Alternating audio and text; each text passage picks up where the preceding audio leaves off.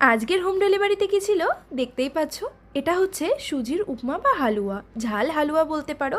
তবে আজকে রবিবার বলে, রবিবারে যেহেতু চিকেন হয় সেই জন্য সকাল সকাল একটা দাদা ভাই বলল, ব্রেকফাস্টে তোমার কাছে কি পাওয়া যাবে, সুজির কিছু পাওয়া গেলে একটু বলো না। তখন আমি বললাম সুজির উপমা বা হালুয়া খেতে পারো, এটা অনেকটা টেস্টিও হয় আর হেলদিও বলতে পারো, কারণ এর মধ্যে ভরে ভরে সবজি থাকে আর সুজিও থাকে।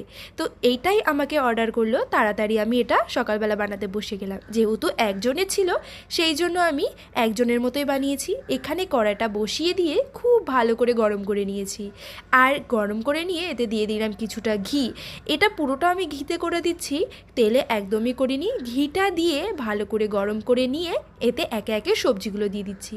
এখানে আলু, গাজর, ক্যাপসিকাম, বিনস আর দিয়েছি পেঁয়াজ। খুব ভালো করে এগুলোকে কিন্তু ভেজে নেব। একটু নুন ছড়িয়ে ভাজলাম আর ঢাকা দিয়ে দিয়ে দিয়ে ভেজেছি, সেই জন্য কিন্তু সব সবজিগুলো সেদ্ধও হয়ে গেছে। সবার শেষে একটা লঙ্কা কুচি আর গ্রেট করে রাখা আদা দিয়ে দিলাম। সব কিছু দিয়ে আবারও একটু নাড়াচাড়া করে নিয়ে এবার এর মধ্যে দিয়ে দেব কাজু আর কিশমিশ।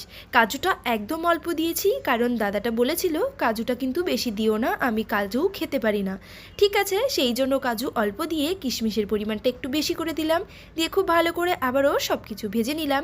ভেজে নিয়ে এবার এর মধ্যে দিয়ে দিচ্ছি একটু জিরে গুঁড়ো, একটু গোলমরিচ গুঁড়ো, একটু সামান্য পরিমাণে হলুদ গুঁড়ো দিয়ে সব কিছু আবারও ভালো করে নাড়াচাড়া করে নিচ্ছি।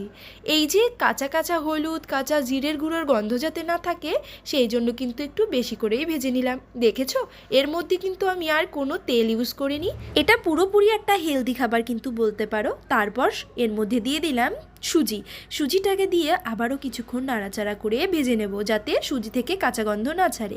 সুজিটা খুব ভালোভাবে ভাজা হয়ে গেল। আর যেহেতু দাদাটা বলেছিল আমাকে একদম ঝুরঝুরে করে দেবে না, একটু নরম নরম মাখো মাখো যাতে হয়ে থাকে সেই রকমভাবে দিও, সেই জন্য কিন্তু তার মন মতো বানিয়ে দিয়েছিলাম। কেউ যদি ঝুরঝুরে হালুয়া খেতে চায় তাহলে তাকে ঝুরঝুরেও করে দেওয়া হয়। এবার আমি আবারও সামান্য পরিমাণে নুন দিয়ে ভালো করে নাড়াচাড়া করে এবার এর মধ্যে দিয়ে দিচ্ছি পরিমাণ মতো জল।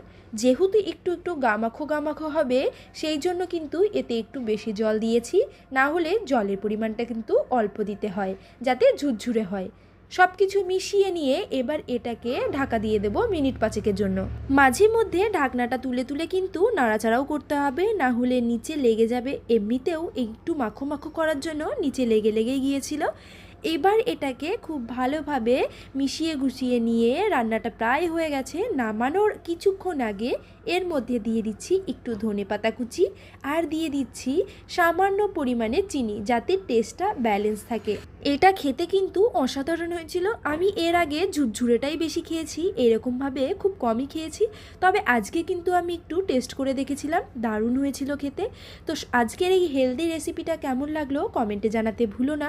ভালো লাগলে লাইক করো, শেয়ার করো আর সাবস্ক্রাইব করো। যারা আমার ফেসবুক পেজ থেকে দেখছো তারা অবশ্যই ফলো করে দেবে। আর কেউ যদি হোম ডেলিভারি নেওয়ার জন্য কন্ট্যাক্ট করতে চাও আমাকে মেসেঞ্জারে SMS করো, আমি অবশ্যই রিপ্লাই করবো। টাটা, চলে আসবো আবারও একটা টেস্টি রেসিপি।